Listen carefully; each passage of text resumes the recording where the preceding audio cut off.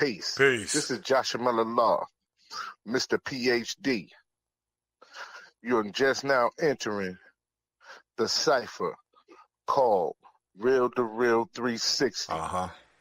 K-Wise. Peace, God. Bring that beat in, kid. Indeed. Peace. Yeah. What's going on, party people? Welcome to the Real to Real 360 show. Let's get it in. We do the knowledge of wisdom so you can understand. Real to Real 360 shows in full command. We changing the game for how it all was taught. From bondage to freedom to an independent thought. Yo, the show is here to bring about a change for real. To lighten everyone so we all know the deal. 360 degrees is a fact. We created the show to give our love back to our community. Learn, then it's time to go. Sit back and relax and enjoy your show. Peace. Peace and blessings. How's everybody doing? This is DJ K-Wise, aka Kato the Black Superhero, and welcoming you to another episode of the Real to Real 360 show. And without further ado, I'm going to bring on my co-host, my brother in God, none other than Joshua Law, aka Mr. PhD, is in the building. How you do, God? Peace, peace, peace to all our followers and listeners and all original people of the universe. Today has been an anticipated show. We've been looking forward to having this gentleman on. But before we bring this gentleman on, I want everyone to salute this one gentleman, L.A. Jackson, who is a mover and taker. When it comes down to a lot of artists and people that you see that comes on Real to Real 360, this is the man behind the muscle that we call Real to Real 360. That's the Don King. That's the Don King of the Real to Real 360. The Don King of Real to Real 360 right there. How you doing, Mr. Jackson? Hey, I'm doing fine. I'm glad to be back again. I'm feeling really at home here, and I'm glad to see you gentlemen once again. And it's all family, man. Whatever I can do to help out, I'm there. I'm just tripping out.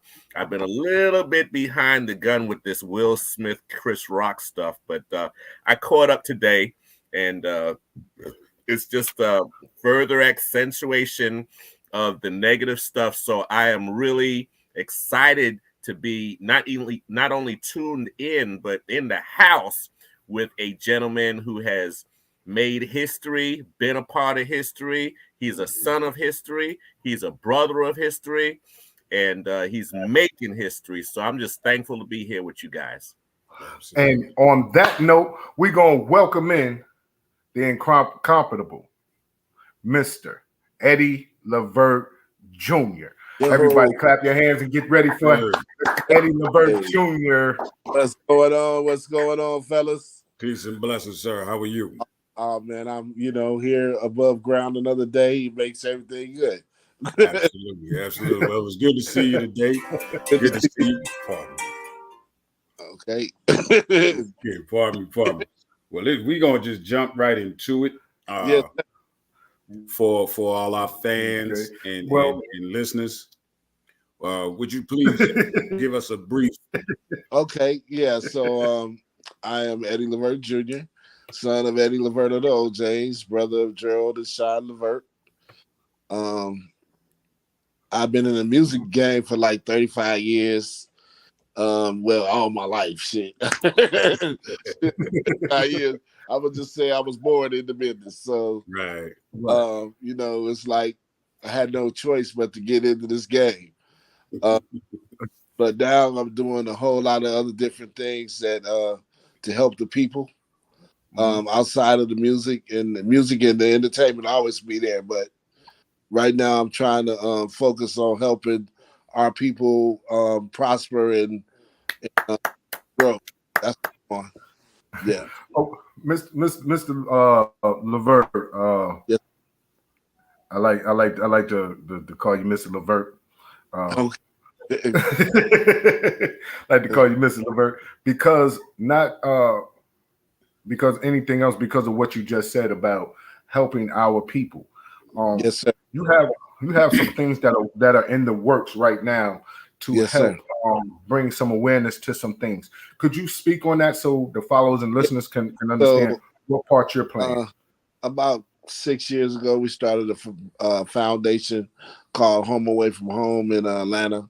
It was to help the homeless and help, we give the kids holiday and Thanksgiving food and all that, but we do it all year round. You know what I'm saying? So last year we received the Presidential Service Awards for helping the homeless and all that from the White House, from China. That's great. So as the year continued, we end up meeting Rosa Parks' family, and we're working with the Rosa Parks Project with the family to bring her holiday to fruition, which is sorry about that. February 4th is her birthday, and we're trying to make that a national holiday. We passed here in Atlanta. A few other states have passed it. Now we need to go to the White House to make that happen. So in my journey, working with her family, I went to Tulsa, Oklahoma. I went there to the Black Wall Street, and the First Black Chamber of Commerce had a gala. They were honoring all these women of color who've done all this fantastic stuff, just from the first Black mayor, female mayor, to just so much in Wall Street and Black Wall Street history. Met a gentleman named Johnny Ford. Johnny Ford is the mayor of Tuskegee. Well, he was the mayor of Tuskegee, Alabama for 30-something years. Wow. Met Mayor Ford there. He was actually, before I knew it, they were pushing the Rosa Parks holiday before I even met them. So it was just something that had to be, that came together, you know what I'm saying? So we all got on the same plan. So they came to Georgia, and we went to the Senate with Senator Donzella James, and she got it passed through the Georgia Senate for the holiday. So Johnny Ford and them were honoring Rosa the same Friday to do a street in Tuskegee, Alabama. So I went to Tuskegee, and when I got to Tuskegee, man, and I know all the Black history that's in Tuskegee as far as Booker T. Washington, George Washington Carver, Rosa Parks, the Tuskegee Airmen, the school, just so much history there. And I went to the city, man, and it looked like a bomb dropped on it. Like they was in 1950 still, and it was just not good. So when I told Mayor Ford that I was going to bring a change to Tuskegee and build it up for the people. So what happened was the city came together. We did a joint venture with the city of Tuskegee to bring in housing, hotels. They don't even have a hotel, brother. They need housing, hotels, businesses. We're bringing in 4 factories, and the companies that we're working with are going to hire most of the kids from the Black colleges to work on hand training from any college from in the area, from Atlanta to Alabama to Tennessee. They can come down and get a job and learn on the job training and get paid. So that's some of the things that we're trying to do. Not only in Tuskegee, but we're trying to do Oklahoma. Really, a lot of the small towns that are, Black towns, we're trying to build those up. So that's one of the things that I've been blessed to put together. Definitely. Yes. So I'm also trying to work with Senator James here in Atlanta. We're going to build a Rosa Parks museum.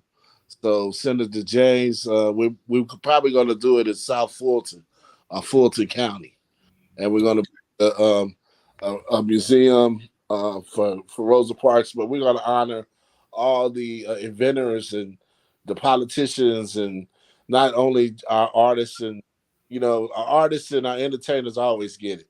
The people that invented things and made the world what it is today, we really celebrate them, of color. There's so many of us that we invented mostly everything. and we need that place so that everybody can go and see. And, Atlanta is like the hub for people to come visit right now, from all. So I think we thought Atlanta would be the perfect place, home of civil rights, and then, you know, all the other history that's here with Dr. Martin Luther King and just so many other great things that's going on right here in Atlanta. So that's why we chose Atlanta. Okay. Yeah. Mr. Levert, how is it working with Miss Rosa Parks' family? And, You know, the family has been through so much, man, from, you know, when Rosa was in Alabama. She's actually born in Tuskegee, moved Montgomery, where the boycott was. So when they ran her out of Montgomery, she went to Detroit. The family still was going through things in Detroit. Warren Buffett's family and the caretaker had Rosa sign over the rights to all her stuff to them, and they have been getting all the residuals. None of the family has been getting the residuals from any of the things that's the doll, the T-shirts, the nothing. So they went to court for like 13 years, brother. 13 years in court for trying to get the rights to some of their aunties. You know, Rosa didn't have no kids, so her brother had 15 kids. wow. And they were trying to get the rights to some of her stuff. They didn't want all of it, but they wanted the rights to some of it. But it should be theirs, right? So the house that she lived in Detroit, she did a deal with one of the nieces. Did a deal with an artist named Ryan Mendoza out of Italy, and they refurnished the house, tore it down, rebuilt it, and they sent it to Italy. Now we're going to try to bring it back from Italy. That's we're going to make it part of the museum. But the family is a family. Right. You know, some family is family. They don't always agree with everything everybody else do. So they got so much of non-trust because so many people have used family and get what they want to get out of it and not, you know, helping them. So, you know, we're trying to help them get some of the money that they were owed back in the day, you know what I'm saying? And they haven't received it. So that's one of the things. But the family, I just want them to tell the story. They never told their story about their auntie. You know what I'm saying? There's always stuff from the books and this and that, but never from the family's perspective. Okay. Yeah. Now, in your journey of because you're walking into activism, what led you on this road? Coming from a musical family, what led you to this road? Well, let me go back a little bit on the history of me. Right. So I grew up in California. I'm from Inglewood, California. I grew up in Inglewood, California. So I didn't always grow up with my dad. I was in Inglewood, California with my mom.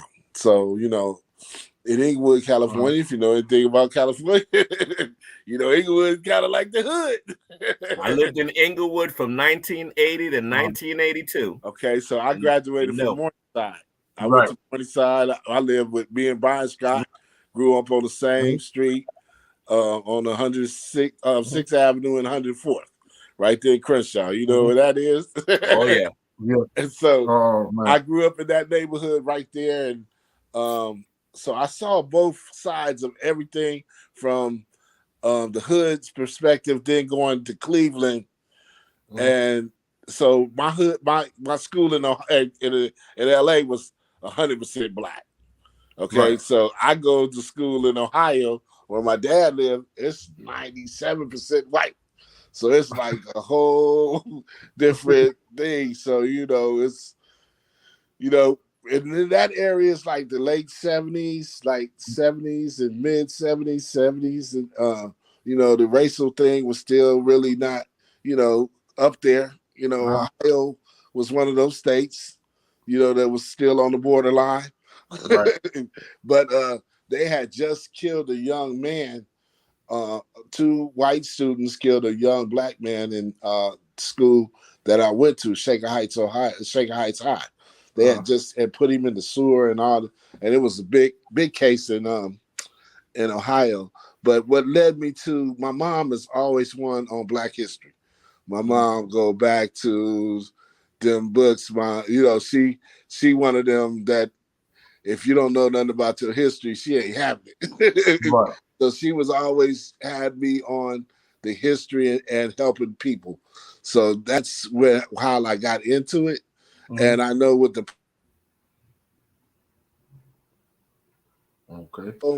and the people that I can get involved with certain things that we can make a difference. And that's all we're trying to do. You know, we're trying to make a difference. But I love.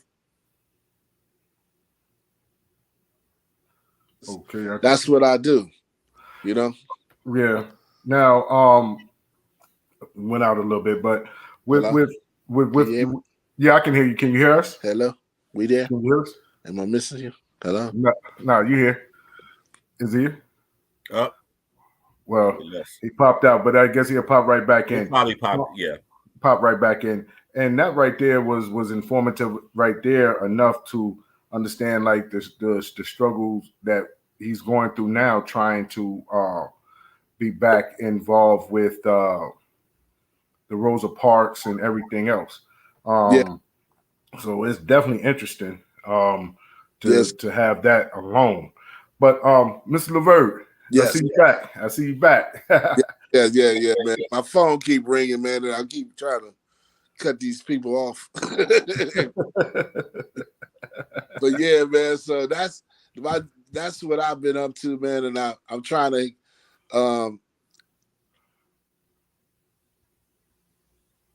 I guess the phone's ringing. I guess the phone is blowing up. Companies. So it's a company out of North Carolina, Graves Technology. They just invented a 1,000-mile electric battery. So that's going to be one of the factories that we're going to bring to Tuskegee. A couple, because electric cars is going to be the thing, man, and we got to get in where we fit in. We need our own. So we got to deal actually with the people out of India that makes the car ports for the electric car. So we're going to be doing some of the electric car gas stations across the country. So we got a lot, man, and we trying to make sure that we spread it around to all our people, So we willing to get any developers. We trying to use a lot of these young kids out of the schools that do designs or architects or any of that kind of stuff to come to us and give us some ideas for the the new technology, the new future stuff. So we're working with like I said, the school, the black colleges a lot. That's gonna be our main hub for our people. Okay. Yeah. So you mostly because somebody got to do something with these cats, man. 18 to 30, 40. They kind of lost, man. It's like they making it even easier for us to kill each other with all these stupid laws they passing about no permits and all this. And that's just for us, man. Because they know we quick. I can say these young kids is quick to pull a gun. They quick to shoot, man. It's ridiculous, man. And we as black people, as black older gentlemen like us, we need to be trying to show light on how to get together and prosper. You know what I'm saying? So, I don't want to go here, but I got to go here. Will Smith kind of did a little foul thing, man. As far as a black man on a black man, it was not good look, bro. That was not a good look, not worldwide. They already don't want us on nothing anyway. Right. You know what I'm saying? So that's just how I feel about that. I can understand him being upset, but you take that backstage, bro. You take that off the set. You don't do it like that. First time not a to black another brother film like that was on. Not with somebody on your, not with nobody. I say nobody. Even though Chris was on the same stature as him, I don't know where he thought he could just go up there and smack a brother like that was the thing to do, man. You got enough turmoil in your life, bro. Get your house together. I was going to ask you. I can't hear you, bro. You can't. I can't hear you. I can't hear you.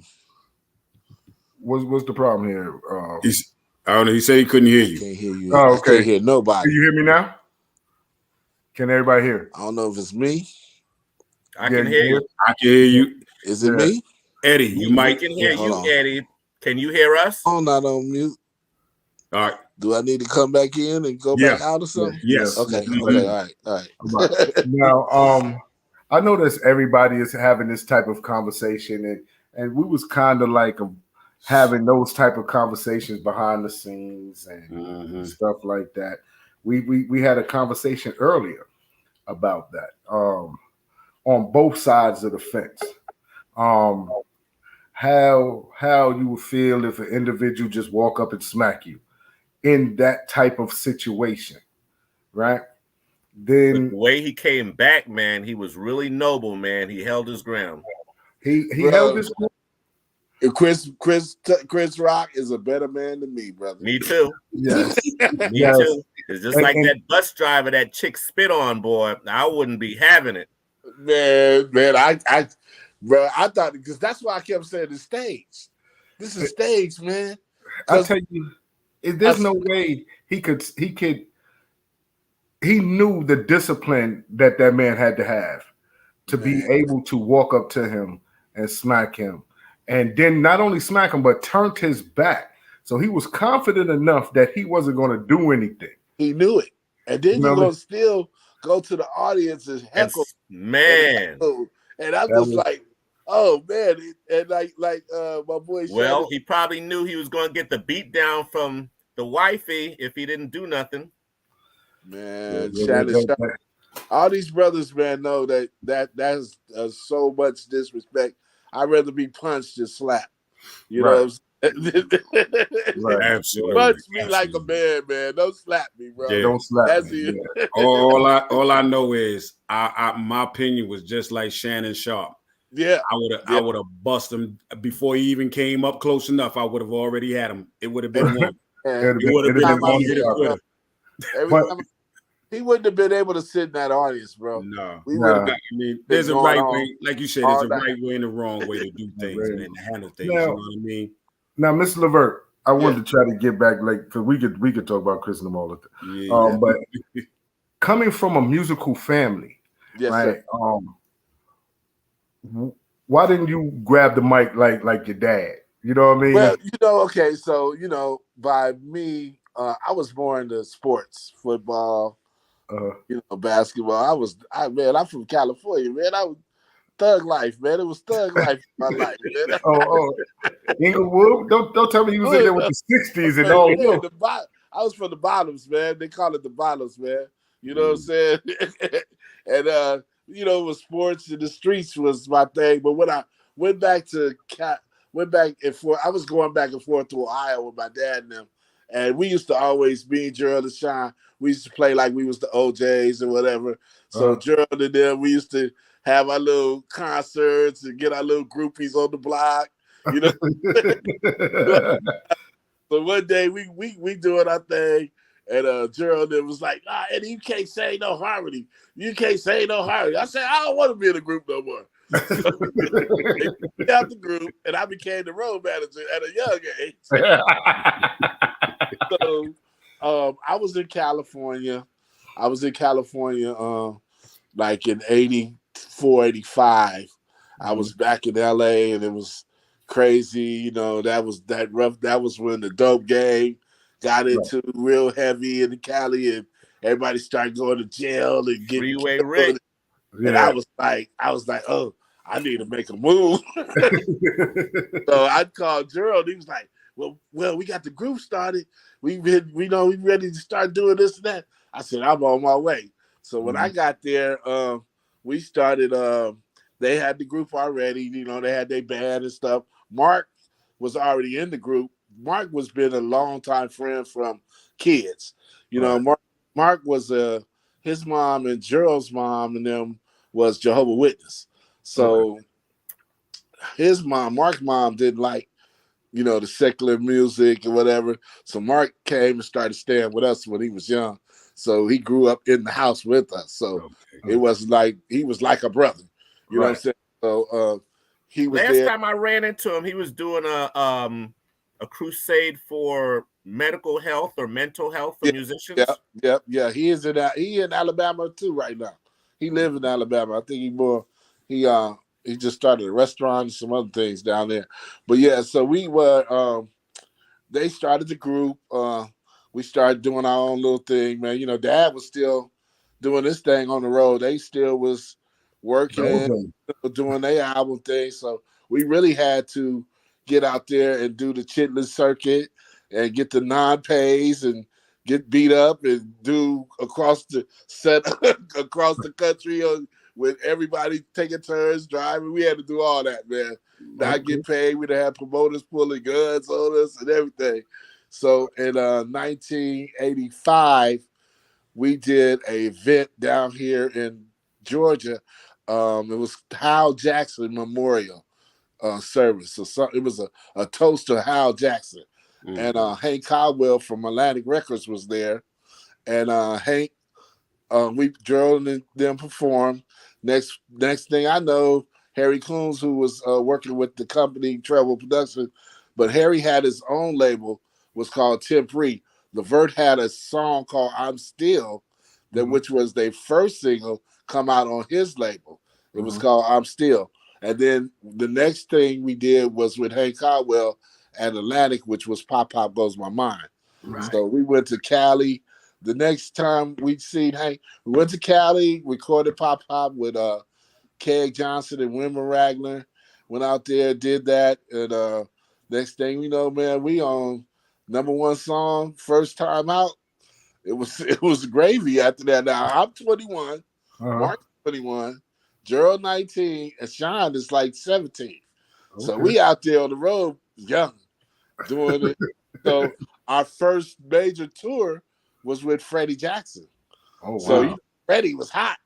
So it was Levert, Freddie Jackson. We going across the country for 2 years with Freddie on the Rock Me Tonight, all that. You know, that tour, that was our first tour. And all the guys that were out there on the road had worked with my dad. So they was kind of like looking after us, making sure we doing the right thing, making sure we at the dates on time and the load-ins. And, you know, we learning as we go. So now we in a whole different mode. So then after Pop Pop came second album and the third album, and it was a takeoff after that, man. It was gravy. Gravy. So the guys that was working with your dad, and they made sure that they kept all the young females away from the tours to keep y'all from being distracted. You know, we had no problems doing that ourselves. That was a given to us, bro. That was already there. But you know, hey, and I always tell people that, you know, girl them songs like my dad them. Right. So not only would we be able to go out with the younger cats, the Tonys, because you know back then it was 100 groups, Guy, Tony, today, everybody, you know, it was just group. But we was able to go branch off to do stuff with Patty, with the OJs, the Whispers, the Tips, those groups, because of the type of music that Levert was singing, and it was more grown folks more than everybody else was more New Jack City, New Jack style, We was more ballad, you know, oriented, you know. And let's jump in right here, and I think it's the perfect time to ask the question, because I know I've spoken with you before. You told me the story, but just to let everybody else in on it, you know, because my big question has always been, how the heck does, you know, a group from the 50s, 60s, 70s maintain an attractive sound all the way through the new millennium, all the way through the 2020s? You know, how was that possible? So I want you to pick back up and let the folks know how the OJs was able to keep that sound. As the OJs got older, or, you know, as the years go into the 90s and they're not putting out the albums, then Gerald and my dad start collaborating on songs, and then Gerald start writing for them, and then they do the father and son, and then that keeps him relevant, which is going to keep the new artists, the new crowd coming to see him now, because he got that vibe with the new crowd, just like Charlie Wilson did with Then Ron Isley with with R. Kelly. Isley Brothers, you know what I'm saying? R. Kelly, it was like a young person kept them relevant. You know what I'm saying? And then they already had the hits, and they just had to get into the songs to know who these songs. They would always hear them on the radio or their parents playing it. But now that they got a relevance to who the OJs were, then that means the younger kids came along with that too because of Gerald and them. And then, you know, we had the Rude Boys come off for the next Alpha Treble. Then the Men at Large came and did their thing. And but you know, Gerald worked with so many artists. He wrote for Nita Baker, Patti LaBelle, Barry White, New Edition, Christopher Williams, Mickey Howard. You can go on, and on of all the songs that Gerald just wrote for different artists. Some of the things that Levert did as far as the first collaboration with a major hip hop was with Heavy D, with Just Booty.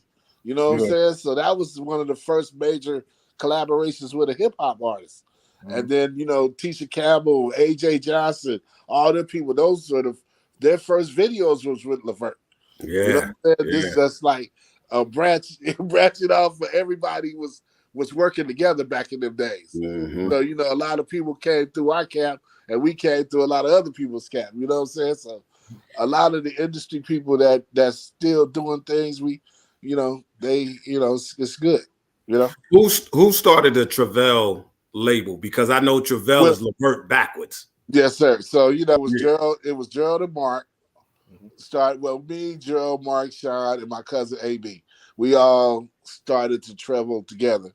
You know what I'm saying? So, you know, Gerald was mostly artists, so they didn't really get into the business part. Then my older cousin Andy came in. He was an accountant. You know, he was the school guy.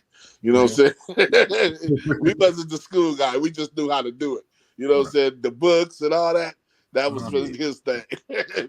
But we knew how to get out there and get on that road and make that money happen. You know what I'm saying?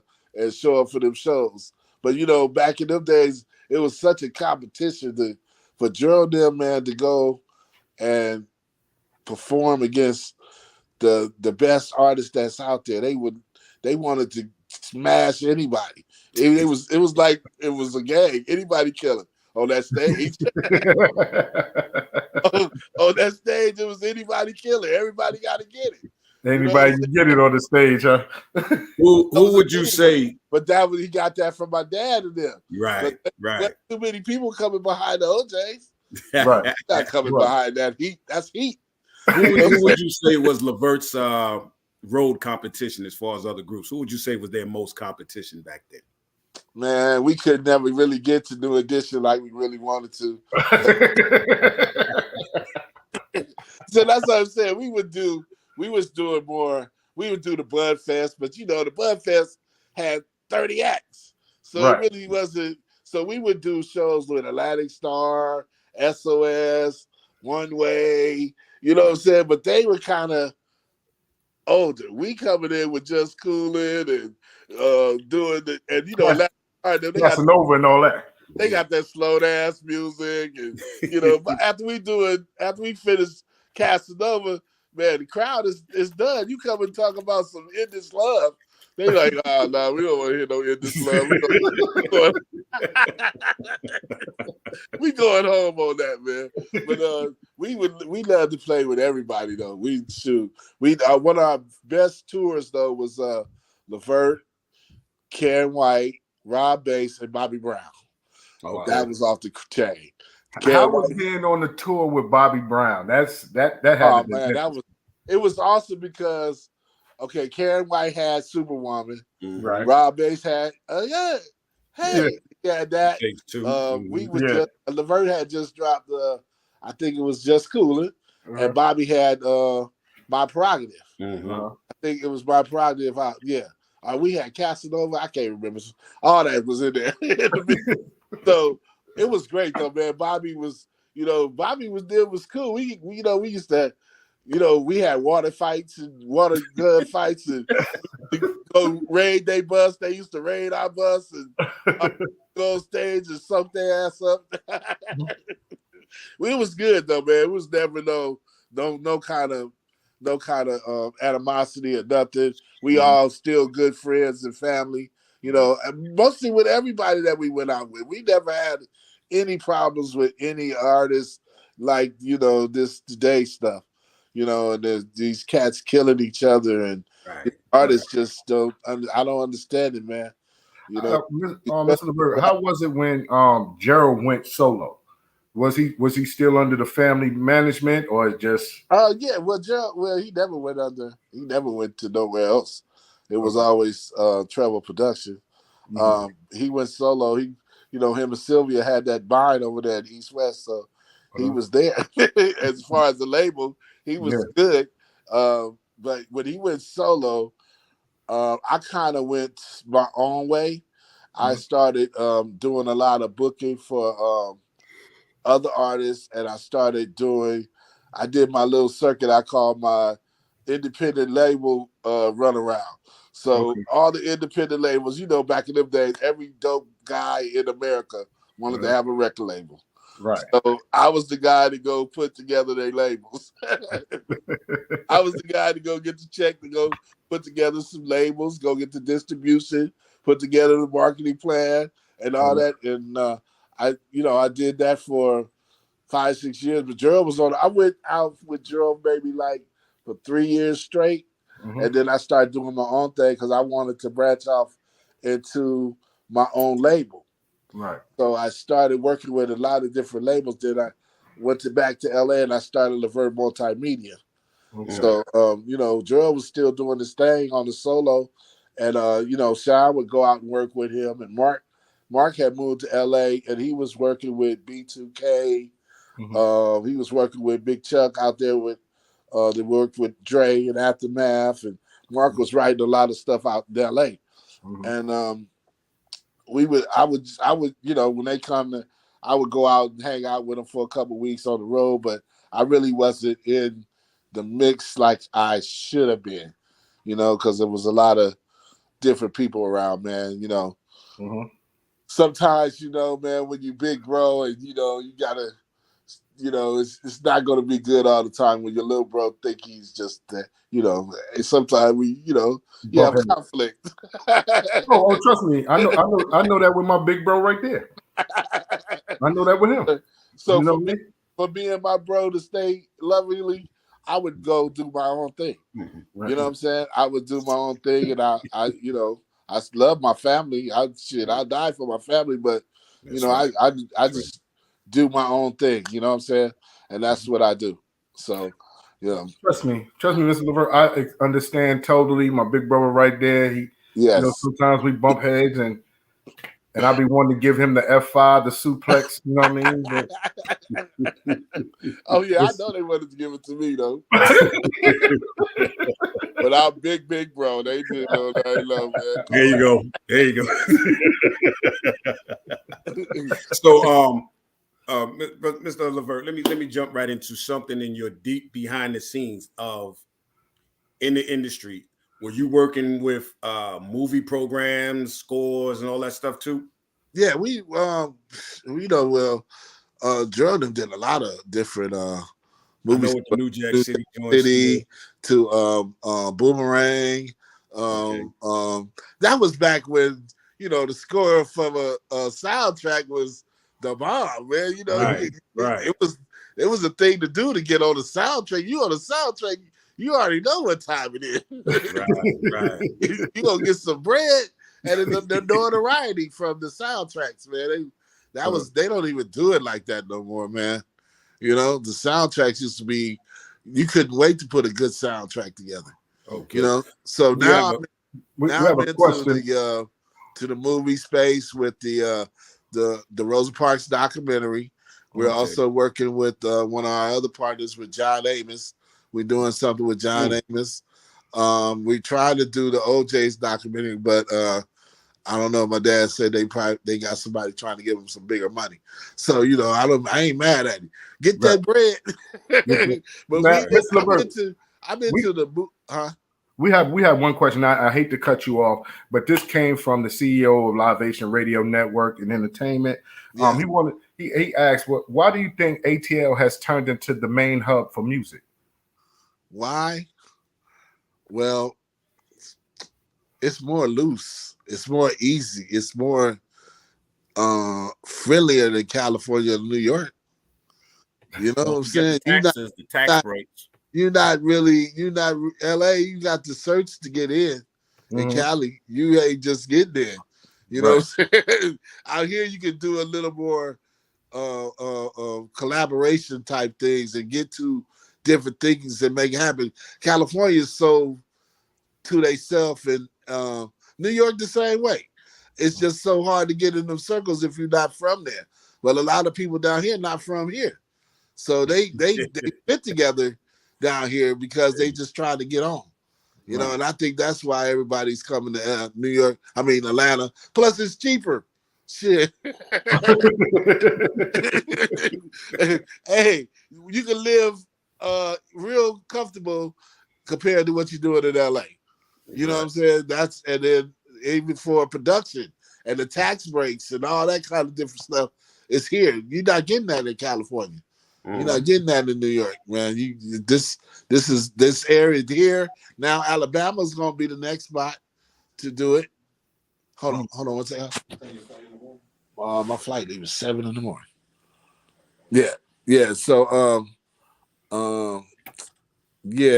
So that's why I think people are coming down here because it's an easier fit. Then you got this is the only city during pandemic that really didn't shut down. Right. You know what I'm saying? Everything was still open. You know, the strippers were still getting strippers money.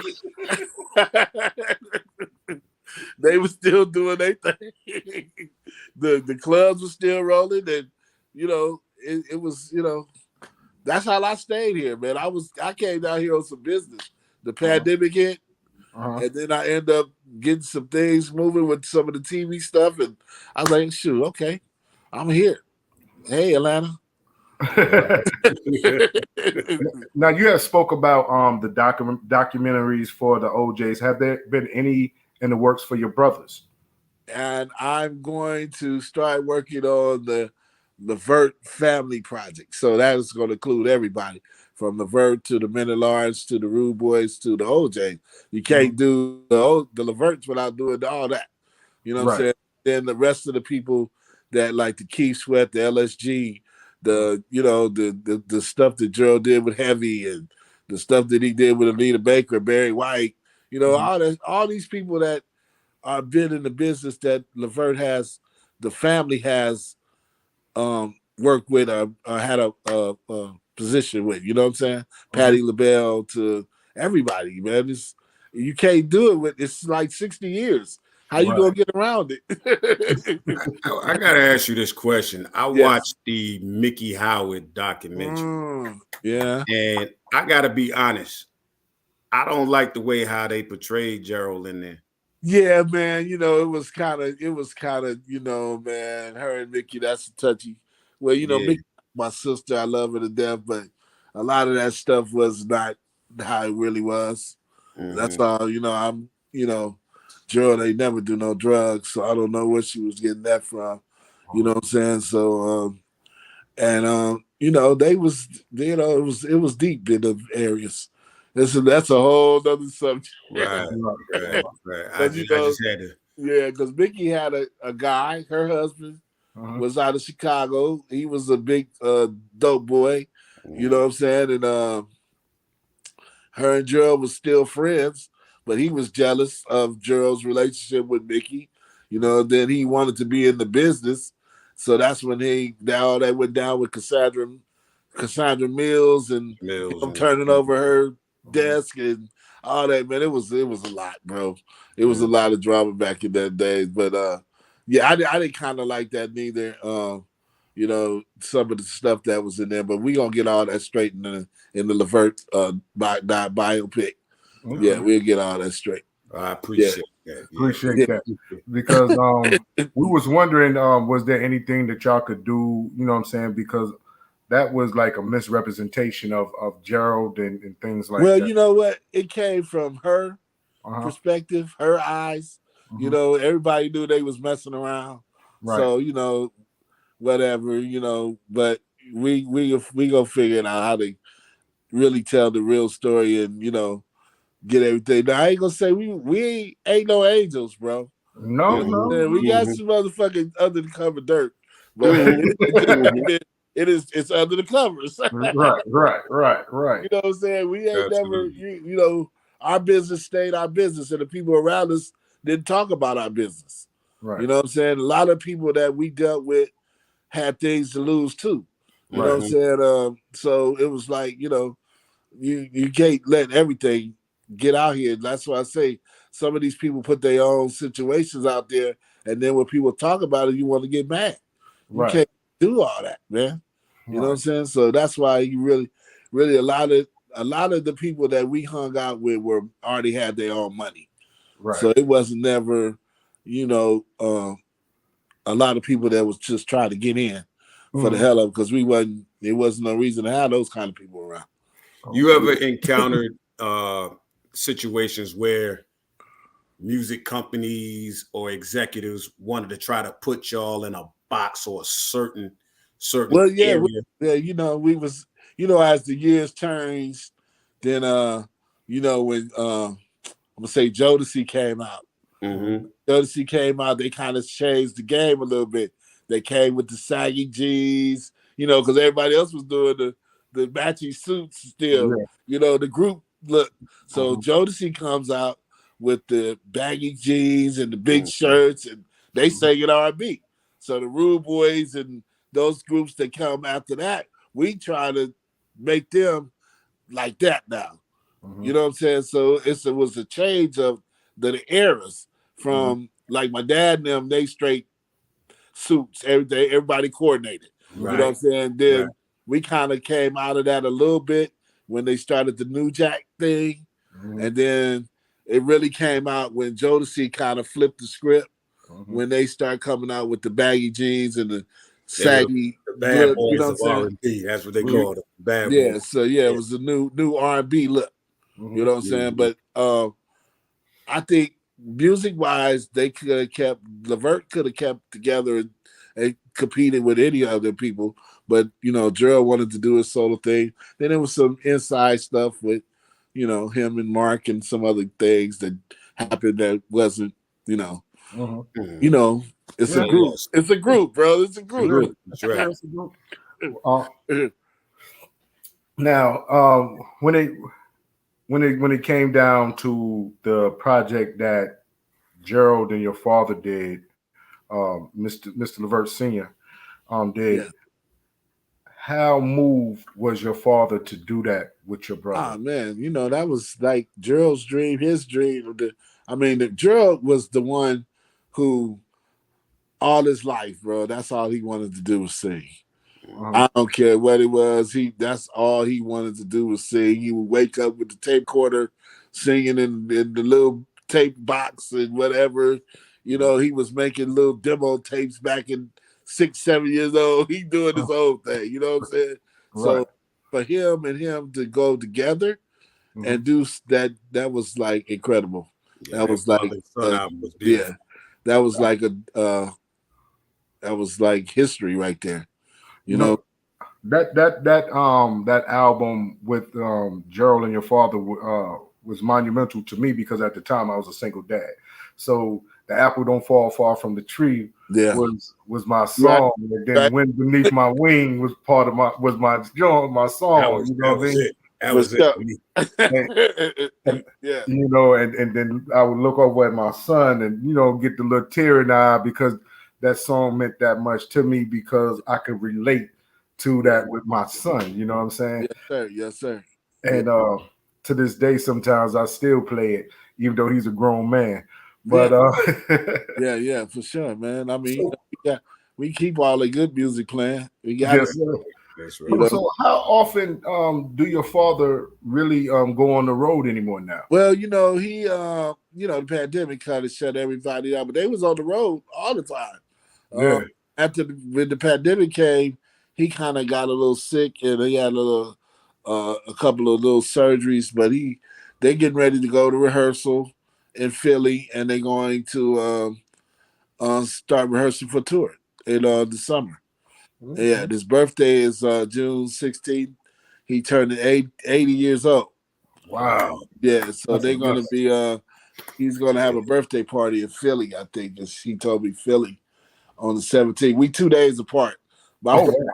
June 19th. We have Yeah. 3 days. His is June 16th, mine June 19th. So I got three things to do: Father's Day, Juneteenth, and my Yeah. birthday.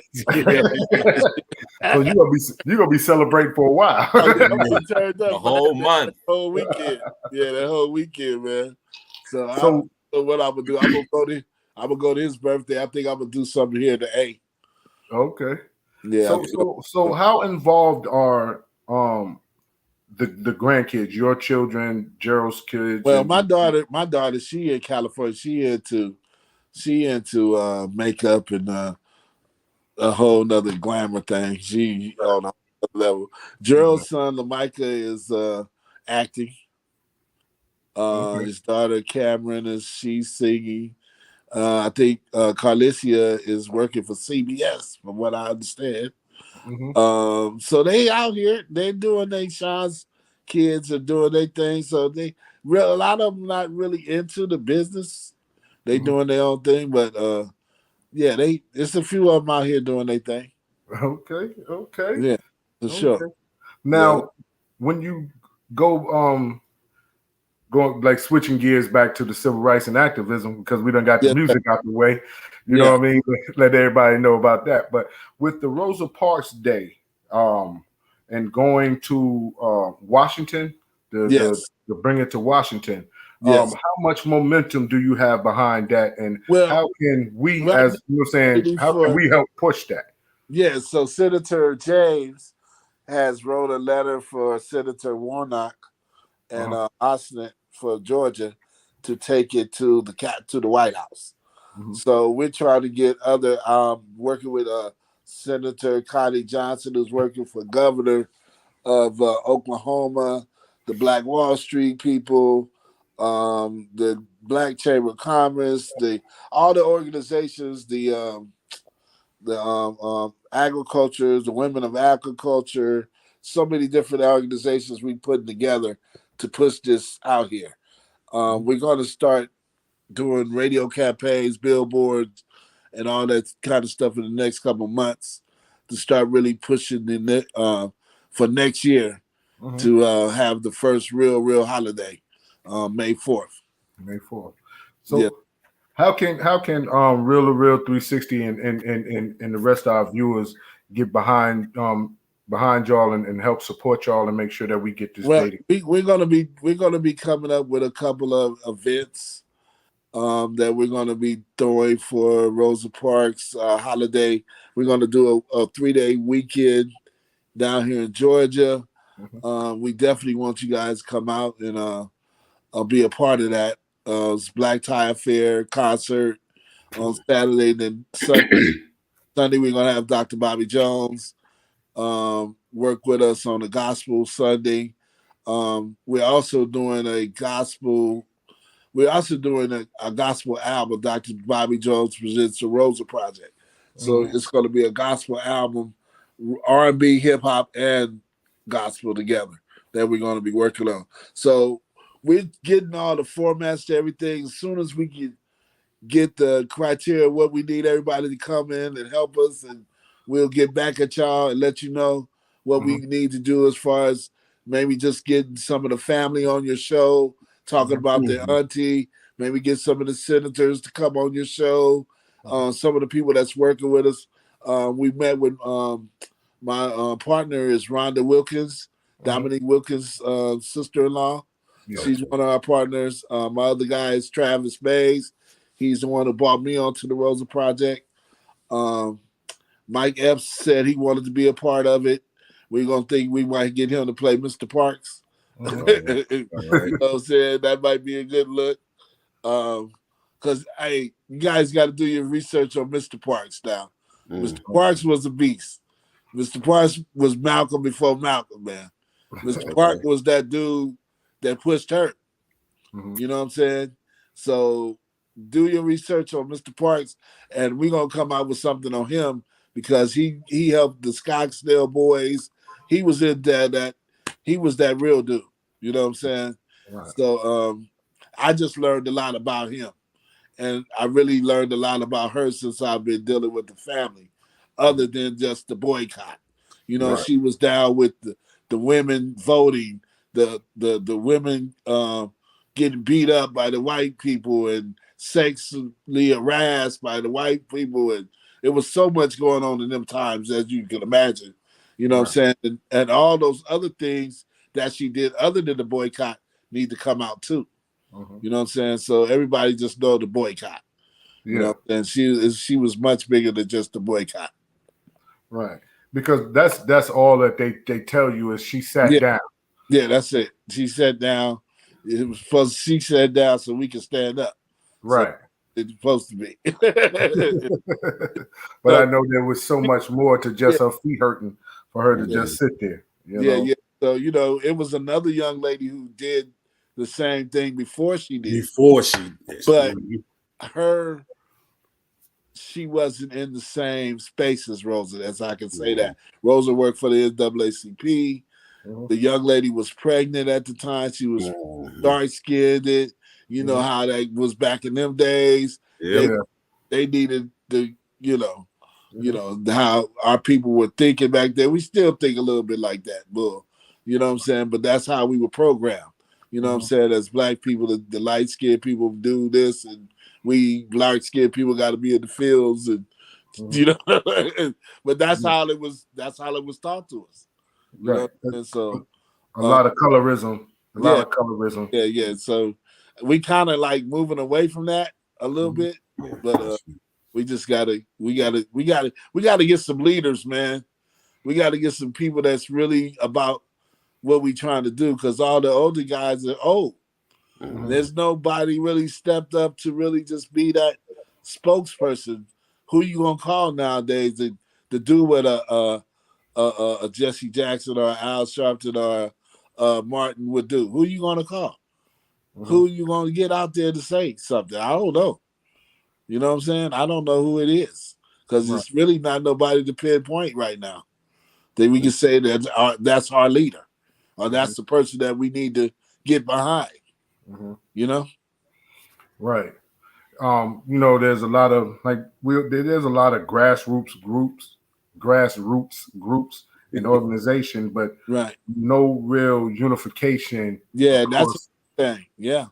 And hey man, if we learn how to unify with all the different organizations, that's what I've been trying to do, like with the Black Wall Street and the Chambers of Commerce and the mayors and all these other black organizations. I've been trying to put them together, but it's always somebody that just think it's all about them, man. Their agendas be on some other stuff, man. And you know, I'm not that one, so I'll be like, man, okay, we cool.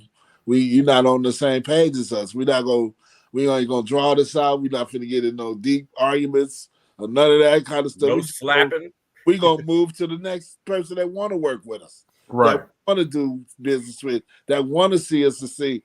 I'm working with Dr. Mary Lee too. Dr. Mary Lee was she's her PhD is in education.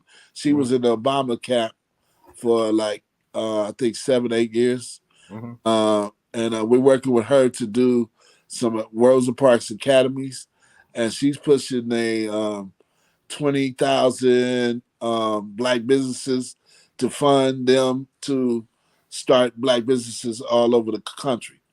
So Dr. Mary Lee is another person that you guys might need to get on your show. She's definitely plugged, definitely that woman.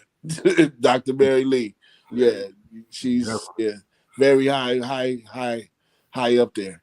You know? Yeah, I might need to touch base with her because, you know, I work with Operation Hope and we've got the 1 Million Black Business Initiative. So I'd like to link y'all definitely would do good together. Yeah, I think we could do something. Yeah. See, I told you that's the muscle behind Real to Real right there. That's the muscle right there.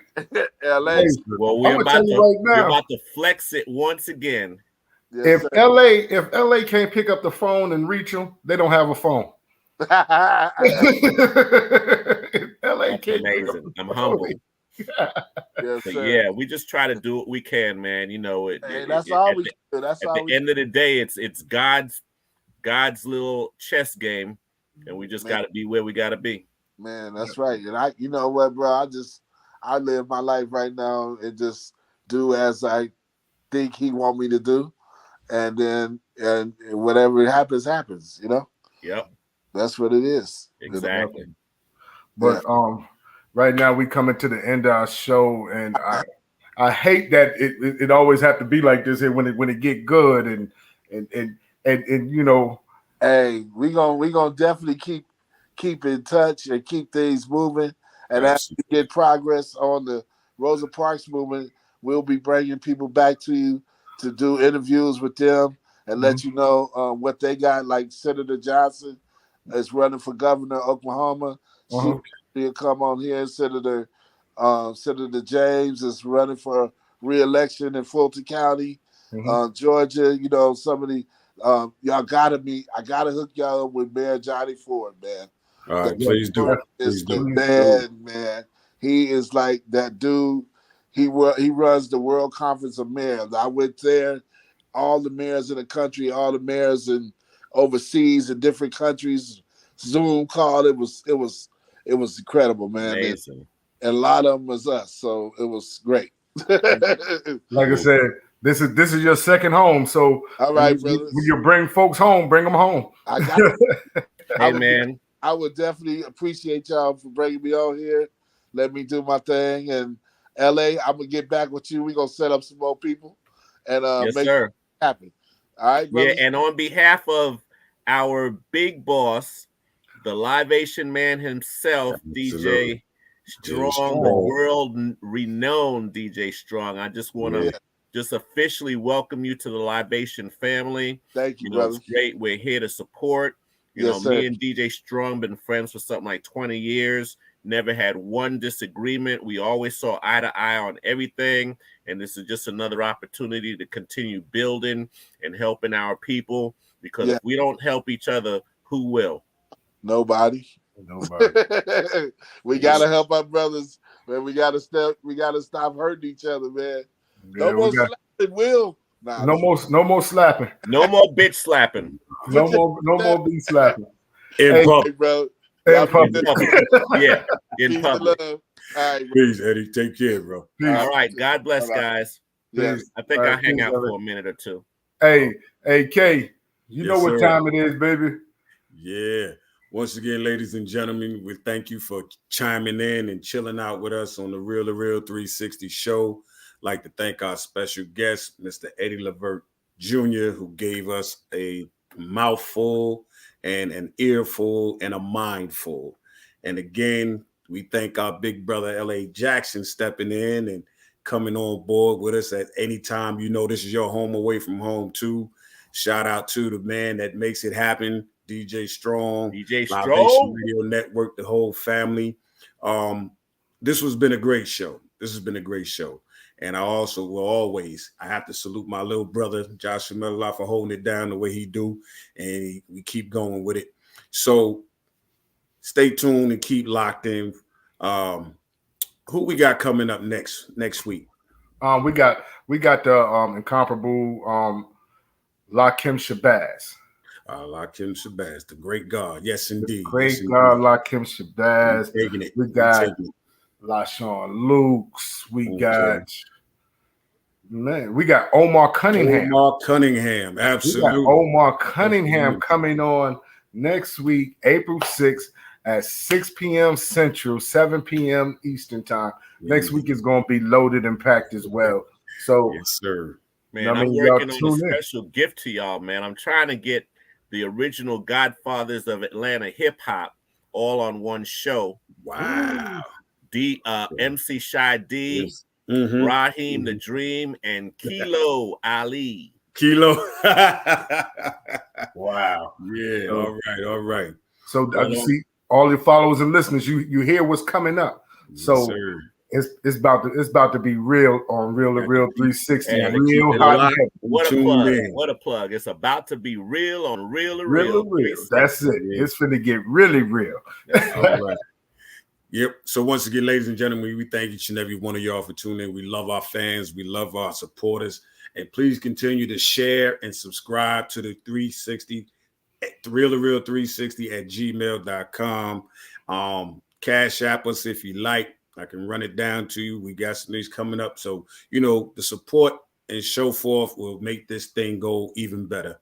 So on behalf of my co-host, this is DJ K Wise. We salute you one and all. Peace to Allah's mighty 5% nation, the gods and earths, to all the human families of the planet Earth. This is the Real 360, and we are Audi 5000. Peace. Peace.